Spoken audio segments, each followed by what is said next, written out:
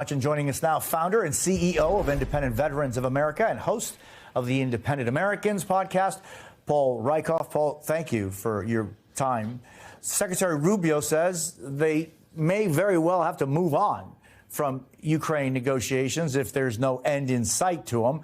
The vice president said that, well, they're still optimistic. When asked what this could all mean, here's what the president said about that.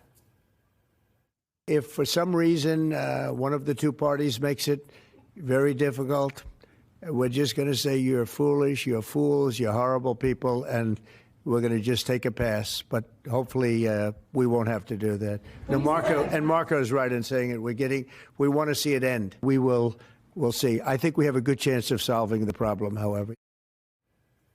What do you make of that messaging? Jose, there's no taking a pass on the fight of our time. There's no taking a pass on defending freedom from tyranny and oppression. There's no taking a pass on the slaughter of civilians, which continues to happen. You know, this rhetoric from Rubio and Trump and Vance is shameful. It's un-American. It's a betrayal and a sellout of the Ukrainian people who just yesterday, on Good Friday, saw another attack on a civilian residential area.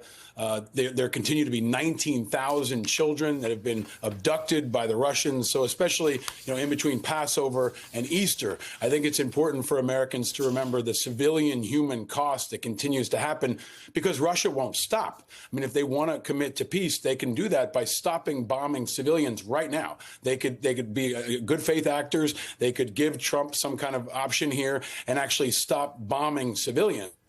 But until that happens, this both sidesism that continues to come from Trump and Rubio is shameful. And I think it's important for all independent Americans, especially, to say they don't speak for us. Most Americans support Ukraine. Most Americans support increased support for Ukraine. And most veterans especially support Ukraine because we know there's no stepping away from the fight for freedom.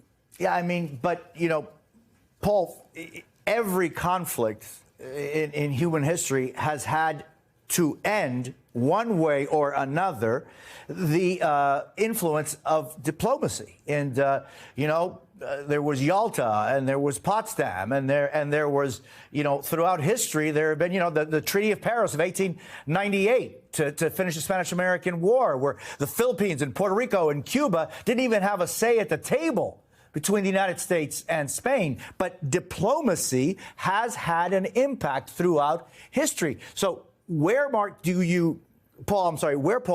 do you say it is important that at least someone make an effort to see if there is any common ground that can be found between two warring states?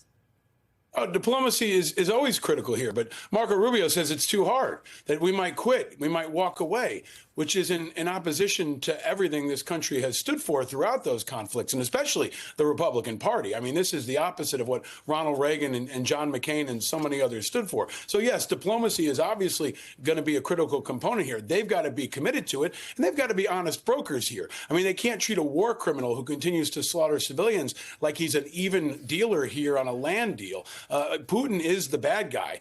Ukraine is the good guy. And they can't say that. It's really important that they won't say that. They won't draw that distinction. And they have to draw that distinction to be an honest broker on behalf of the world and to really be an honest broker for freedom here. If Putin wants to commit to peace, give back the 19,000 civilians on Easter Sunday. That would be a great way to show he's committed to peace.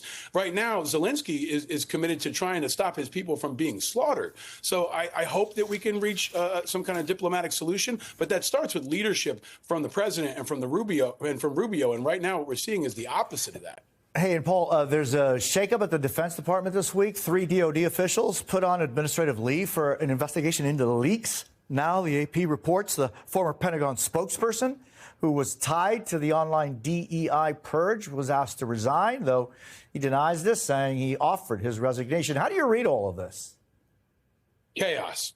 Chaos and incompetence has become the culture at the Pentagon under Pete Hegseth. This is why so many of us warned he was not capable of being an effective Secretary of Defense. And the people he brought in have been sloppy and incompetent. And this part of the purge is actually focused on the leaks. This doesn't even have to do with Signalgate. This is actually removing some folks that are loyalists to Hegseth and loyalists to Trump because they potentially leaked information about Elon Musk's meeting on China plans. We haven't even gotten to Signalgate, and they're not even approaching Signalgate. And meanwhile, they continue to purge senior military leaders like the colonel in Greenland who spoke out against Vance. So I think it's really important for folks to remember that the chaos you've seen on the economy, the chaos that you see in Washington, is really secondary to the chaos we see every single day at the Pentagon, which has become the new normal as Trump continues to dismantle the Pentagon, to remove opposition, to remove senior leaders. And this week, finally confirming a new chairman of the Joint Chiefs. That was after removing C.Q. Brown because he wasn't loyal enough and having a gap where we had no chairman of the Joint Chiefs. So chaos, tumult is unfortunately the new normal at our Pentagon. That's bad for our troops, and that has Putin and all our enemies celebrating.